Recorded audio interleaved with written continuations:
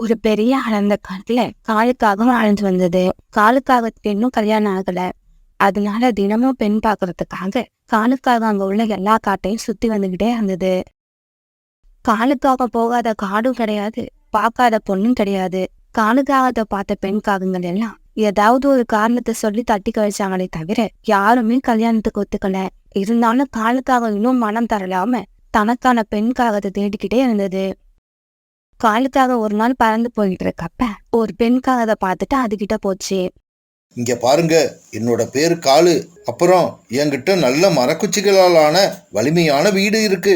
அந்த வீட்டுல 3 மாசத்துக்கான தானியங்களையும் சேர்த்து வச்சிருக்கேன். எவ்வளவுதான் கடுமையான புயல் வீசினாலும் அதுலயும் பறந்து போறதுக்கான திறமை என்கிட்ட இருக்கு. இந்த காட்டுல எல்லா பறவைகளையும் விட நான் தான் சக்திசாலி. ஹலோ, நீங்க யாரு? எதுக்காக இதையெல்லாம் என்கிட்ட சொல்லிக்கிட்டு இருக்கீங்க?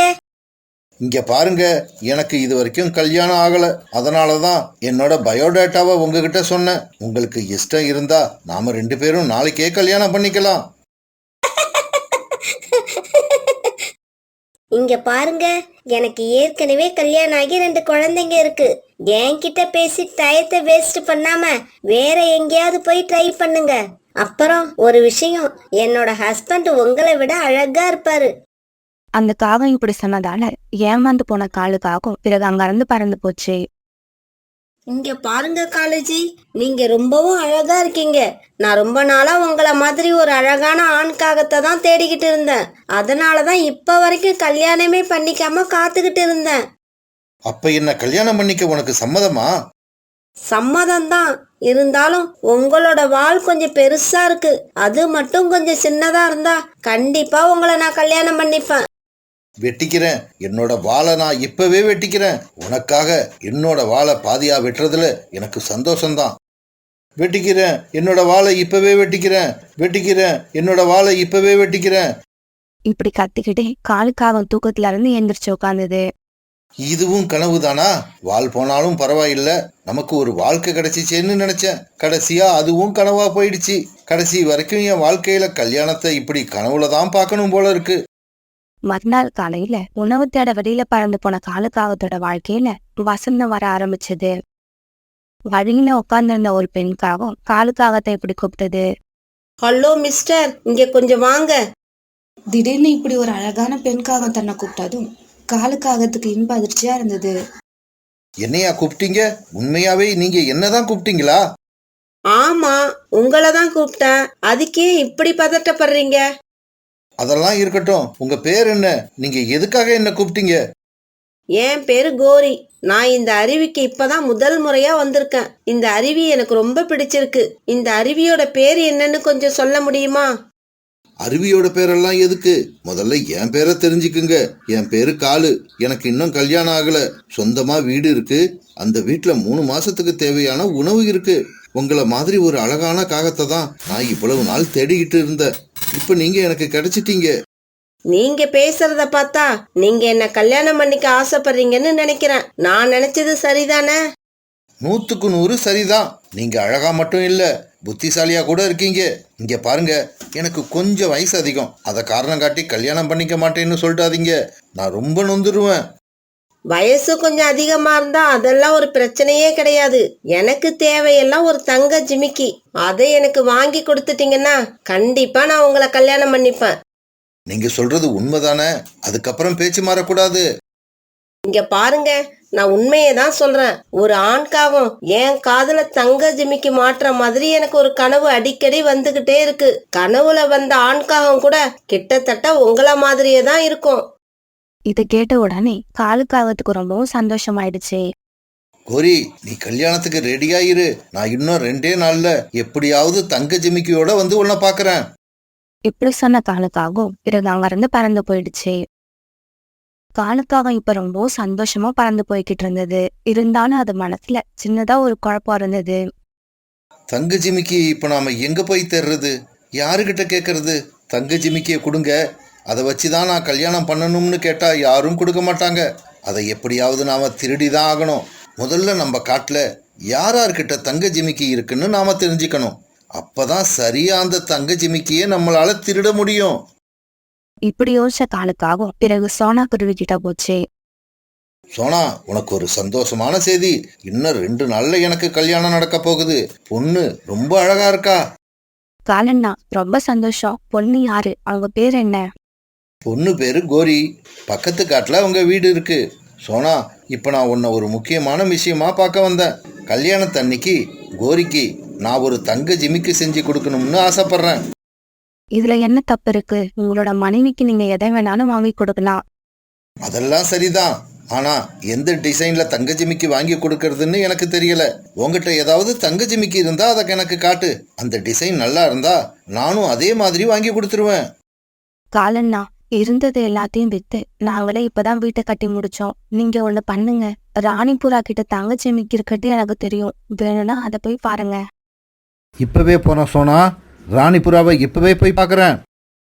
இப்படி சொன்ன காலுக்காகும் பிறகு உடனே புறா வீட்டுக்கு போச்சு. ராணி, உங்ககிட்ட ஒரு தங்க ஜிமிக்கி இருக்குன்னு சோனா குருவி சொல்லிச்சு. அந்த ஜிமிக்கியை கொஞ்சம் காட்டு.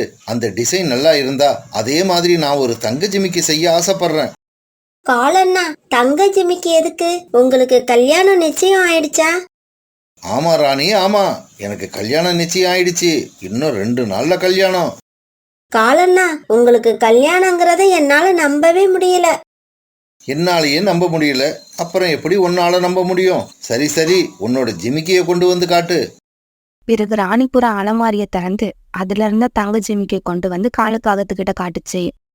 ராணி, இந்த ஜிமிக்கி ரொம்பவும் அழகா இருக்கு. இந்த டிசைன் எனக்கு ரொம்பவும் பிடிச்சிருக்கு. எனக்கு பிடிச்சிருக்குன்னா கோரிக்கும் இந்த டிசைன் கண்டிப்பா பிடிக்கும். இப்படி சொல்லிட்டு காலுக்காக தன்னோட வீட்டுக்கு பறந்து போச்சு. அன்னைக்கு ராத்திரி பூரா காலுக்காகத்துக்கு தூக்கமே வரல.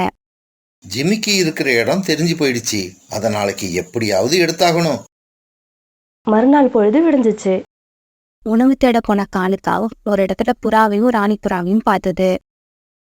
புறா, இவ்வளவு சீக்கிரமா நீங்க 2 பேரும் எங்க கிளம்பிட்டீங்க? காலு, என்னோட அக்கா ரொம்ப நாளா காய்ச்சல்ல படுத்திருக்காங்க. அவங்கள பாக்கறதுக்காக தான் நாங்க கிளம்பி இருக்கோம். சீக்கிரமா கிளம்பி போங்க. அப்பதான் அவங்கள பார்த்துட்டு இன்னைக்கு இருட்டுறதுக்குள்ள நீங்க வீடு திரும்ப முடியும். இல்ல காலு, அவங்க இருக்கிற காடு ரொம்ப தூரத்துல இருக்கு. எப்படி இருந்தாலும் இன்னைக்கு ராத்திரி அவங்க வீட்டுல தங்கிட்டு நாளைக்கு காலையில தான் திரும்ப வருவோம். இப்படி சொல்லிட்டு புறாவும் ராணிபுராவும் அங்கிருந்து பறந்து போனாங்க. ராணி இப்ப அந்த ஜிமிக்கிய போட்டுக்கிட்டு போகல. அப்படின்னா என்ன அர்த்தம்? அந்த ஜிமிக்கி இப்போ புறாவோட வீட்டுல தான் இருக்கு. அதே சமயம் இன்னைக்கு ராத்திரி புறாவோட வீட்டுல யாரும் இருக்க மாட்டாங்க. இப்படி நினைச்ச காலுக்காகத்துக்கு ரொம்பவும் சந்தோஷமா இருந்தது. அன்னைக்கு ராத்திரி ஆனதும் யாருக்கும் தெரியாம காலுக்காகம் புறா வீட்டை நோக்கி பறந்து போச்சு. இப்படி புறா வீட்டுக்கு போன காலுக்காகம் மெதுவா ஜன்னல் கதவை திறந்து உள்ள போச்சு. எங்க இருக்க தங்க ஜிமிக்கியே, நீ எங்கதான் இருக்க? அந்த வீடு புறா தேடி பார்த்த காலுக்காகும் கடைசியா அலமாரியில இருந்த தங்க ஜிமிக்கிய பாத்துருச்சு. பிறகு அந்த ஜிமிக்கியை எடுத்துக்கிட்டு தன்னோட வீட்டுக்கு பறந்து போயிடுச்சு. பிறகு தன்னுடைய வீட்டுக்கு போன காலுக்காகும் அந்த ஜிமிக்கியை ஒரு இடத்துல மறைச்சு வச்சுட்டு தன்னுடைய கூட்டுல படுத்து நிம்மதியா தூங்க ஆரம்பிச்சது. மறுநாள் காலையிலேயே காலுக்காக அந்த ஜிமிக்கி எடுத்துக்கிட்டு கோரிக்காகத்தை போய் பார்த்தது. கோரி, உங்ககிட்ட சொன்ன மாதிரியே நான் ஜிமிக்கிய வாங்கிக்கிட்டு வந்துட்டேன். ஆனா ஒரு கண்டிஷன், நீ இதை யாருக்கிட்டையும் காட்டக்கூடாது. உன்னோட காதுலையும் போடக்கூடாது. என்னங்க இது? இவ்வளவு அழகான ஜிமிக்கிய வாங்கிட்டு வந்து கொடுத்துட்டு இத காதுல போடக்கூடாதுன்னு சொன்னா எப்படி? நான் கல்யாணத்தன்னைக்கு இதை தான் போட்டுப்பேன். கோரி, எதுக்காக நான் இப்படி சொல்றேன்னா, இந்த ஜிமிக்கிய போட்டினா நீ ரொம்ப அழகா இருப்ப. அதனால இந்த காட்டுல உள்ள பெண் பறவைகள் எல்லாரும் உன் மேல பொறாமப்படுவாங்க. அப்படியா காலுஜி? சரி, நீங்க சொல்றபடியே நான் செய்யறேன். ஜிமிக்கிய பத்திரமா மறைச்சு வச்சுக்கிறேன். யார்கிட்டையும் காட்ட மாட்டேன். அப்பாடா கோரி, எனக்கு இப்பதான் நிம்மதியா இருக்கு. அப்புறம் நம்ம கல்யாணத்தை என்னைக்கு வச்சுக்கலாம்? ஜிமிக்கி தான் வந்துருச்சுல்ல, நாளைக்கே நாம கல்யாணம் பண்ணிக்கலாம். மறுநாள் காலுக்காகத்துக்கும் கோரிக்காகத்துக்கும் கல்யாண ஏற்பாடுகள் எல்லாம் தடபுடலாம் நடந்தது. அன்னைக்கு காலுக்காகத்தோட கல்யாணத்துக்கு கிளம்பிக்கிட்டு இருந்த ராணிபுரா அலமாரியில வச்சிருந்த ஜிமிக்கிய காணாம அழ ஆரம்பிச்சது. என்னங்க, இந்த அலமாரியில நான் வச்சிருந்த என்னோட ஜிமிக்கிய காணோம். ராணி, நீ என்ன சொல்ற? இது எப்படி நடந்திருக்க முடியும்? நம்ம கிட்ட ஜிமிக்கி இருக்கிறது நம்மளையும் சோனா குருவியையும் தவிர வேற யாருக்கும் தெரியாது. நம்ம ஜிமிக்கியோட டிசைன் பார்க்கறதுக்காக 2 நாளைக்கு முன்னால காலு அண்ணா நம்ம வீட்டுக்கு வந்துட்டு போச்சு. என்னது, காலு நம்ம வீட்டுக்கு வந்துச்சா? அப்பனா இது காலுவோட வேலையாதான் இருக்கும். இருந்தாலும் அத நாம எப்படி நிரூபிக்கிறது? சரி, நான் போய் எதுக்கும் காலுவை பார்த்துட்டு வரேன். இப்படி சொன்ன புறா உடனே காலுக்காகவும் கல்யாணம் நடக்கிற இடத்துக்கு பறந்து போச்சு. இங்க பாரு காலு, ராணியோட ஜிமிக்கிய நீ எடுத்திருந்தா இப்பவே உண்மைய சொல்லிடு. அப்படி நீ இல்லைன்னு சொல்லிட்டா எனக்கு போலீஸ்ல போய் கம்ப்ளைண்ட் பண்றதை தவிர வேற வழியே இல்ல. இங்க பாரு புறா, உன் வீட்டுக்கு நான் வந்தது உண்மை. ராணி புறா வச்சிருந்த ஜிமிக்கிய பார்த்ததும் உண்மை. இது எல்லாம் உண்மைதான். ஆனா அந்த ஜிமிக்கிய நான் எடுத்தேன்னு நீ சொல்ற பாரு, அது மட்டும்தான் உண்மை இல்லை. இவங்க இப்படி பேசிக்கிட்டு இருக்கதை கேட்ட கோரிக்காகத்துக்கு இப்ப காலுக்காகத்து மேல சந்தேகம் வந்துருச்சு. காலுஜி, ஜிமிக்கி வாங்கி கொடுத்துட்டு அதை நீங்க போட வேண்டாம்னு சொன்னதுக்கு இதுதான் அர்த்தமா? இந்த ஜிமிக்கிய நீங்க திருடிக்கிட்டு தான் வந்தீங்களா? இப்படி சொன்ன கோரிக்காகவும் எல்லாருக்கும் எதிர்க்க அந்த ஜிமிக்கியை எடுத்து காட்டிடுச்சு. இதுதான் எங்களோட ஜிமிக்கி. என்னோட மனைவி ராணிக்கு நான் ஆசையா வாங்கி கொடுத்த ஜிமிக்கி இதுதான். இப்பவே போறேன், போலீஸ அழைச்சுக்கிட்டு வந்து இந்த காலுக்காகத்தை ஜெயில தள்ளுறேன். இங்க பாரு புறா, உனக்கு தேவை ஜிமிக்கி, அது இப்ப உன்கிட்ட வந்துருச்சு. அதுக்கப்புறம் நீ எதுக்கு போலீஸ்க்கு போற?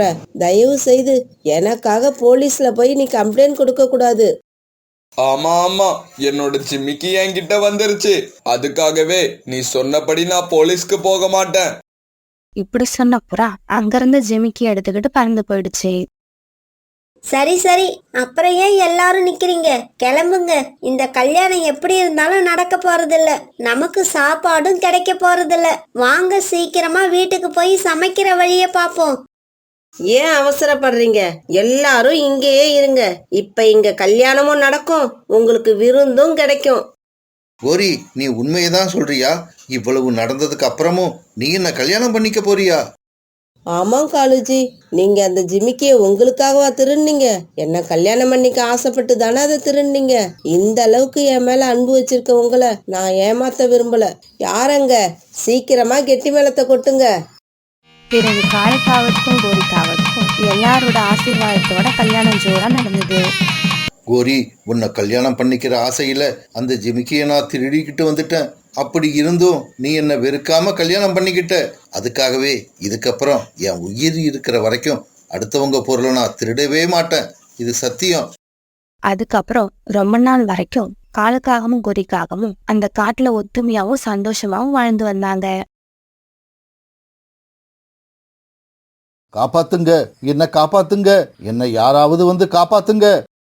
ஒரு பெரிய புதற்காட்டுக்குள்ள மாட்டிக்கிட்ட காலுக்காகவும் இப்படி ரொம்ப நேரம் கத்திக்கிட்டே இருந்தது. அந்த பக்கமா எந்த பறவையும் வராதால காலுக்காகத்துக்கு எந்த உதவியும் கிடைக்கவே இல்லை. நாமும் ரொம்ப நேரமா இந்த புதற்காட்டுக்குள்ள மாட்டிக்கிட்டு இருக்கோம். இந்த சமயம் பார்த்து கண்ணு கட்டின தூரம் வரைக்கும் எந்த பறவையையும் காணும். அப்படின்னா நம்ம வாழ்க்கை இந்த புதற்காட்டிலேயே முடிஞ்சு போயிடுமா? காலுக்காகவும் இப்படி யோசிச்சுக்கிட்டு இருக்கும்போது கழுகு ஒண்ணு அந்த பக்கமா பறந்து வந்தது. கழுகு பார்த்த காலுக்காகவும் மறுபடியும் வேகமா கத்த ஆரம்பிச்சுது. காப்பாத்துங்க, என்ன காப்பாத்துங்க, என்னை யாராவது வந்து காப்பாத்துங்க. ஏய் காகமே, நான் தான் வந்துட்டல்ல, இன்னும் ஏன் கத்திக்கிட்டே இருக்க? கொஞ்ச நேரம் சத்தம் போடாம இரு. இப்படி சொன்ன அந்த கழுகு கொஞ்ச நேரத்துல காலுக்காகத்தை அந்த புதற்காட்டுக்குள்ள இருந்து வெளியெடுத்தது. ஆமா, இந்த புதற்காட்டுக்குள்ள நீ எப்படி வந்து விழுந்த? கழுகக்கா, ரொம்ப நேரமா உணவு தேடிக்கிட்டு இருந்த எனக்கு உணவு எதுவும் கிடைக்கல. உணவு ஏதாவது இருக்குதான்னு கீழே பார்த்துக்கிட்டே பறந்து போனப்ப எதிரில் இருந்த ஒரு மரத்துல மோதி இந்த புதற்காட்டுல வந்து விழுந்துட்டேன். கழுகக்கா, என்னோட உயிரை காப்பாத்துனதுக்கு உங்களுக்கு எப்படி நன்றி சொல்றதுன்னே தெரியல. ஏய் காகமே, உன்னோட நன்றி எல்லாம் எனக்கு தேவையில்லை. இப்படி சொன்ன கழுகு காலுக்காகத்தை கீழே தள்ளி மேலே ஏறி உக்காந்துக்குச்சு. கழுகக்கா, என்ன இது இப்படி பண்ணிட்டீங்க? அந்த புதற்காட்டிலேயே என்னை விட்டுருந்தா கூட இன்னும் கொஞ்ச நேரம் உயிரோட இருந்திருப்பேன். இப்படி என்னை காப்பாத்தின உடனே கொல்ல பாக்குறீங்களே, இது ரொம்ப அநியாயம். ஏய் காகமே, நீ கவலைப்படாத. புதற்காட்டுக்குள்ள நீ இறந்து போயிருந்தா யாருக்குமே பயன்படாம போயிருப்ப. வெளியில வந்ததால என்னோட பசியை போக்குறதுக்காவது பயன்படுற. அதை நினைச்சு சந்தோஷப்படு. கழுகக்கா, ஒரு நிமிஷம் நான் சொல்றதை யோசிச்சு பாருங்க. இப்ப என்ன கொன்னு சாப்பிட்டீங்கன்னா உங்களோட ஒருவேளை பசி தான் தீரும். ஆனா என்ன நீங்க உயிரோட விட்டா ஒவ்வொரு நாளும் நான் உங்களுக்கு விதவிதமான பறவைகளை கொண்டு வந்து உங்க பசியை போக்குவேன். காகமே, என்ன ஏமாத்துறதுக்காக எனக்கு ஆசை காட்டுறியா? இல்ல, உண்மையை தான் சொல்றேன். அதுவும் இல்லாம உங்களை ஏமாத்திட்டு இந்த காட்டுல நான் உயிரோட இருக்க முடியுமா? இல்ல என்ன உங்களால தேடி கண்டுபிடிக்க தான் முடியாதா? நீ சொல்றதும் வாஸ்தவம் தான். நீ என்னை ஏமாத்தினா கூட 1/2 மணி நேரம் இந்த காட்டை சுத்தி வந்தன்னா நீ எங்க இருக்கன்னு கண்டுபிடிச்சிருவேன். அப்புறம் ஏன் கழுகக்கா யோசிக்கிறீங்க? தயவு செஞ்சு என்ன விட்டுருங்க.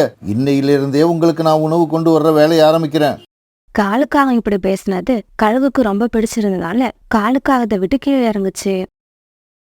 அப்பாடா கழுகக்கா, ஒரு 2 மணி நேரம் எனக்காக வெயிட் பண்ணுங்க. எப்படியாவது உங்களுக்கு உணவோட நான் திரும்பி வரேன். சரி சரி, சீக்கிரம் போ. நான் வந்து உன்னை தேடுற மாதிரி வச்சுக்காத. கழுகு இப்படி சொன்ன உடனே காலுக்காகம் அந்த இடத்த விட்டு வேகமா தன்னோட வீட்டுக்கு பறந்து போச்சு. வீட்டுக்கு போன காலுக்காகம் நடந்தது எல்லாத்தையும் தன்னோட மனைவி கோரிக்காகத்துக்கிட்ட சொல்லுச்சு. காலுஜி, நல்ல வேலை. எப்படியோ ஏதோ ஒன்ன சொல்லி அந்த கழுகு கிட்ட இருந்து தப்பிச்சு வந்துட்டீங்க. ஏதாவது ஒண்ணு கிடக்க ஒண்ணு ஆயிருந்தா என்னோட நிலைமை என்ன ஆகுறது? கோரி, உன் நிலைமையை பத்தி அப்புறம் யோசிக்கலாம். கழுகுக்கு 2 மணி நேரத்துக்குள்ள சாப்பிட ஏதாவது ஒரு பறவையை நாம கொண்டு போய் ஆகணும். அதுக்கு இப்ப என்ன பண்றது? அட, இதெல்லாம் ஒரு விஷயமா? இந்த சமயம் நாம நதிக்கரைக்கு போனா அங்க கண்டிப்பா ஏதாவது சின்ன பறவைகள் விளையாண்டுகிட்டு இருப்பாங்க. அதுல ஒரு பறவையை பிடிச்சுக்கிட்டு போக வேண்டியதுதான். இப்படி பேசிக்கிட்ட காலுக்காகவும் கோரிக்காகவும் நதிக்கரைக்கு பறந்து போனாங்க. அம்மா அம்மா, எனக்கு தாகமா இருக்கு. நான் நதிக்கரைக்கு போய் தண்ணி குடிச்சிட்டு வரேன். குக்கு, கொஞ்ச நேரம் இரு, வேலை முடிச்சுட்டு அம்மாவும் வர. அம்மாவும் தண்ணி குடிக்கணும். நம்ம 2 பேரும் சேர்ந்து போவோம். அம்மா, நீ வேலைய முடிக்க லேட் ஆகும். எனக்கு ரொம்ப தண்ணி தாகம் எடுக்குது. நான் இப்பவே போறேன். சோனா, அவன் போய் முதல்ல தண்ணீர் குடிச்சிட்டு வரட்டும். தாகம் அதிகமா இருக்குன்னு வேற சொல்றான். ராணா குருவி இப்படி சொல்ல குக்கு தண்ணி குடிக்க நதியை நோக்கி பறந்து போனான். இப்படி போன குக்கு தாகம் தீர நதியில தண்ணி குடிச்சான். கோரி, நான் சொன்னதெல்லாம் ஞாபகம் இருக்குல்ல? அதே மாதிரி பேசி குக்குவை எப்படியாவது மலைப்பகுதிக்கு அனுப்பிவிடு. காலுக்காகம் இப்படி சொல்ல கோரிக்காகம் குக்கு கிட்ட பறந்து போச்சு. என்ன குக்கு, அன்னதானம் சாப்பிட்டு வரியா? அதனாலதான் தண்ணி குடிக்கிறேன்னு நினைக்கிறேன். என்னது அன்னதானமா? யார் போடுறாங்க? ஓஹோ, அப்ப நீ இன்னும் சாப்பிடலையா? சீக்கிரமா மலைப்பகுதிக்கு போ. அங்க ஜம்ஜம் பறவையும் அது மனைவியும் எல்லா பறவைகளுக்கும் அன்னதானம் போட்டுக்கிட்டு இருக்காங்க. கடைசியா பாயாசம் கூட கொடுக்கறாங்க. இதை கேட்ட உடனே குக்கு ரொம்ப சந்தோஷமாகி மலைப்பகுதியை நோக்கி பறக்க ஆரம்பிச்சான். குக்கு அந்த இடத்துக்கு போனப்ப அங்க யாருமே இல்ல. காலுக்காக மட்டும்தான் உட்கார்ந்திருந்தது. காலங்கள், இங்க அன்னதானம் எந்த இடத்துல போடுறாங்க? இப்படி கேட்ட குக்குவை காலுக்காக உடனே தன்னோட ரெக்கையால பிடிச்சுக்கிச்சு. என்ன விடுங்க காலங்கள். காலங்கள், என்ன விட்டுருங்க. எனக்கு ரொம்ப வலிக்குது. வலிக்குதா? இன்னும் கொஞ்ச நேரம் தான் வலிக்கும். கழுகக்கா கிட்ட கொண்டு போய் உன்னை நான் விட்டுட்டேன்னா அதுக்கப்புறம் உனக்கு வலியே தெரியாது. நேரா சொர்க்கம்தான். இப்படி சொன்ன காலுக்காக உடனே குக்கு ஒரு சாக்கு பையில போட்டு சுருட்டி எடுத்துக்கிட்டு கழுகோட கூட்ட நோக்கி பறந்து போச்சு. சோனா, நதிக்கு தண்ணீர் குடிக்க போன குக்கு இன்னும் என் வீடு திரும்பல. ராணாஜி, இதுக்காக தான் நான் அவனை தனியா நதிக்கரைக்கு அனுப்புறது இல்ல. இப்படி அவனை தனியா அனுப்புனா அவனுக்கு என்ன ஆச்சோன்னு பயந்துகிட்டே தான் இருக்கணும். இப்படி ராணாவை சத்தம் போட்ட சோனா குருவி நதிக்கரைக்கு பறந்து போக சோனா குருவி பின்னாடியே ராணா குருவியும் பறந்து போச்சு. 2 பேரும் நதிக்கரைக்கு போய் பார்த்தப்ப குக்கு அங்க இல்ல. சோனா, குக்கு இங்க இல்ல. அவன் எங்க தான் போயிருப்பான்? அவனுக்கு நண்பர்களும் கிடையாது.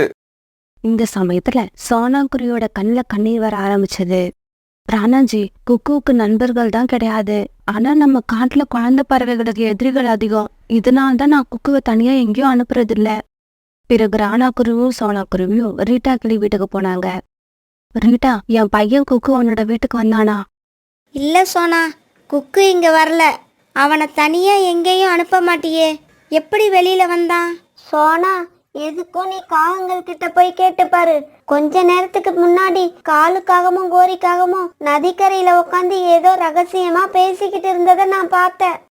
சோனா, சீக்கிரமா கிளம்பு. நம்ம பையனுக்கு ஏதோ ஆபத்துன்னு நினைக்கிறேன். இப்படி பேசிக்கிட்ட ராணா குருவியும் சோனா குருவியும் காகங்களோட வீட்டை நோக்கி பறந்து போனாங்க. இப்படி போனவங்க அங்க போய் பாக்குறப்ப காகங்களோட வீடு வெளிப்பக்கமா பூட்டி இருந்தது. ராணாஜி, அந்த காகங்கள் வீட்டுல இல்ல.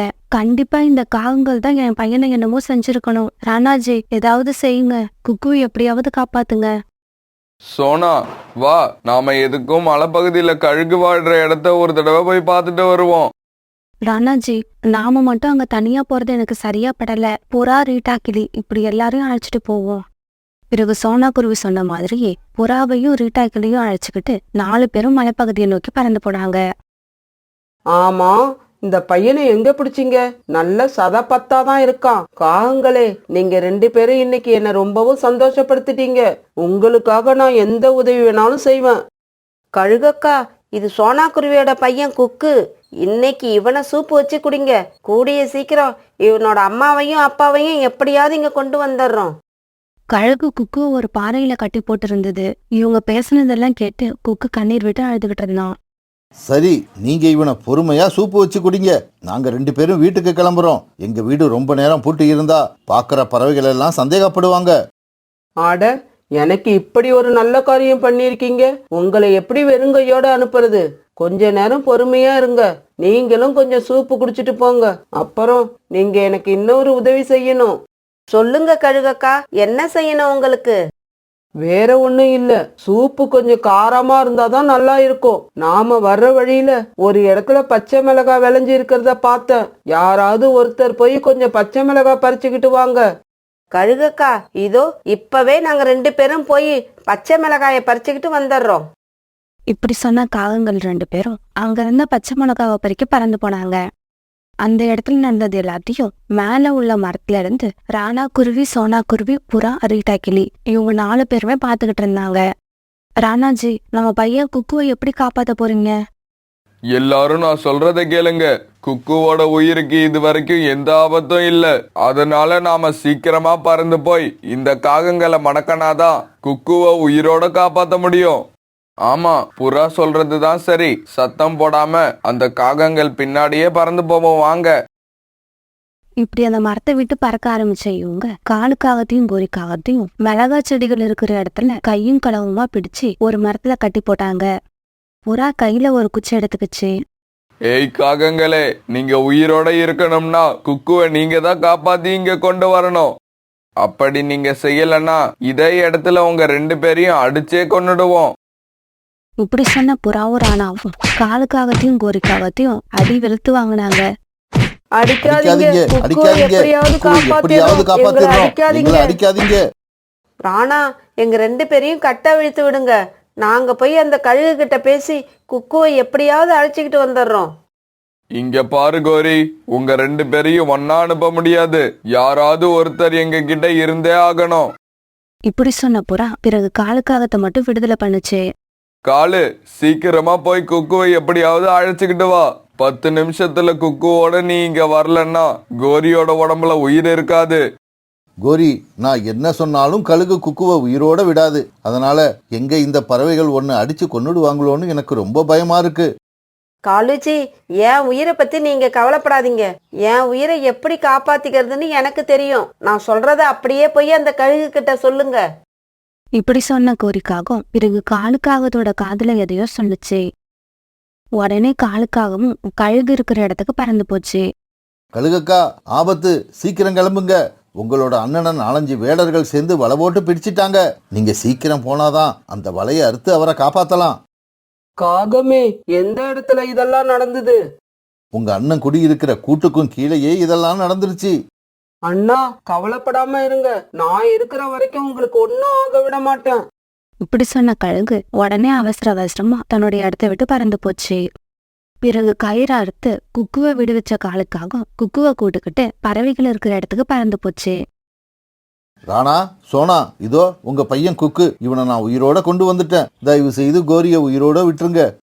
இங்க பாருங்க காலு, கோரி, இதுக்கப்புறம் நீங்க 2 பேரும் இந்த காட்டுல உள்ள பறவைகளுக்கு தீங்கு செய்யணும்னு நினைச்சீங்கன்னா இரக்கமே இல்லாம உங்க 2 பேரையும் கொன்னு போட்டுருவோம். உங்களுக்கு நாங்க கொடுக்கற கடைசி மன்னிப்பு இது. புறா இப்படி சொல்ல பிறகு கோரிக்காகத்தை கட்டியிருந்த கயிறு அறுத்து ரீட்டாக்கிளி விடுதலை பண்ணுச்சு. காலுஜி, சீக்கிரமா வாங்க. இந்த இடத்த விட்டு பறந்து போயிடுவோம். இந்த பறவைகள் நம்மளை உயிரோட விட்டாலும் அந்த கழுகு கிட்ட இருந்து நாம தப்பிக்கிறது ரொம்ப கஷ்டம். ஆமாங்கோரி, அந்த கழுகு எப்படி இருந்தாலும் நம்மளை தேடி நாம இருக்கிற இடத்துக்கு வந்துடும். அதுகிட்ட இருந்து நாம உயிர் தப்பிக்கணும்னா எங்கேயாவது தூரமா உள்ள காட்டுக்கு பறந்து போயாகணும். பறவைகளே, நாங்க தூரமா உள்ள காட்டுக்கு பறந்து போக போறோம். உங்களை எல்லாம் இதுக்கப்புறம் பார்க்க முடியாதுன்னு நினைக்கிறப்ப எங்களுக்கு ரொம்ப வருத்தமா இருக்கு. அப்படியா? ஆனா எங்களுக்கெல்லாம் எந்த வருத்தமும் இல்ல. நாங்க எல்லாம் ரொம்ப சந்தோஷமா இருக்கோம். ரீட்டா கிளி இப்படி சொன்னதை கேட்டு மற்ற பறவைகள் எல்லாம் சிரிக்க ஆரம்பிச்சாங்க. பிறகு காலுக்காகவும் பொறிக்காகவும் கழுகு கிட்ட இருந்து உயிர் தப்பிக்கிறதுக்காக அந்த காட்டை விட்டு தூரமா பறந்து போனாங்க.